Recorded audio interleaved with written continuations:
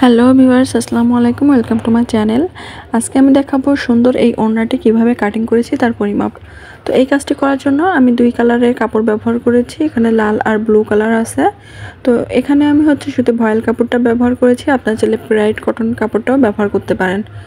তো আমি 1.5 গজ করে কাপড় নিয়েছি আর আমি 9 ইঞ্চি করে মাপ নিব। 1.5 গজ কাপড়ে আমার 56 ইঞ্চি থাকে আর সাইডে থাকে 32 ইঞ্চির মতো।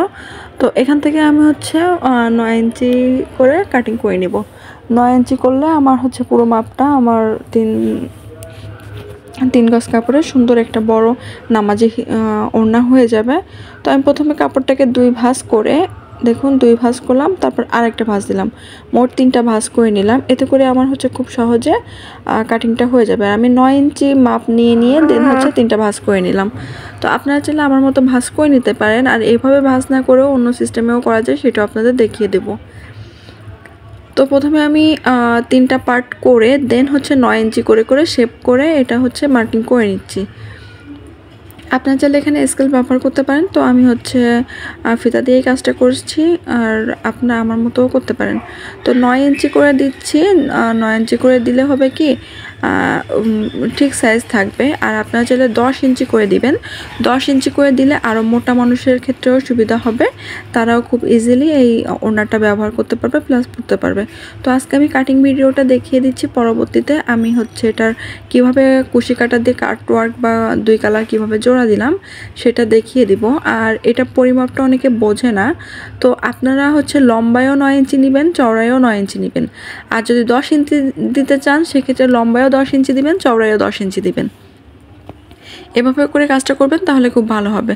তো আমি প্রথমে লম্বালম্বি কেটে দেন এখন যে 3টা পার্ট করেছিলাম সেই 3টা পার্ট কাটিং করে নিই।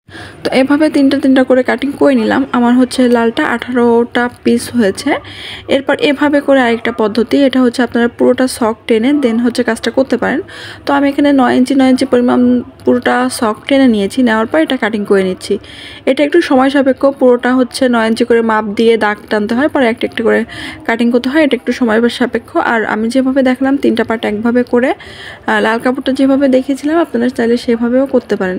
তো আপনারা আপনাদের পছন্দ মতো এটা কেটে নেবেন। নেওয়ার পর আমি এটা কিভাবে সেলাই করলাম বা কিভাবে জয়েন দিলাম সেটা আমি পরবর্তীতে দেখিয়ে দিব।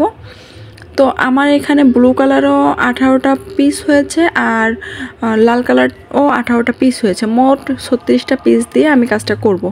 তো এখন আমি দেখাচ্ছি ডিজাইনটা কিভাবে করব। আমি এখানে একটা লাল, একটা ব্লু, একটা লাল, একটা ব্লু, এইভাবে করে কুশি কাটা জোড়া দিয়ে নিব।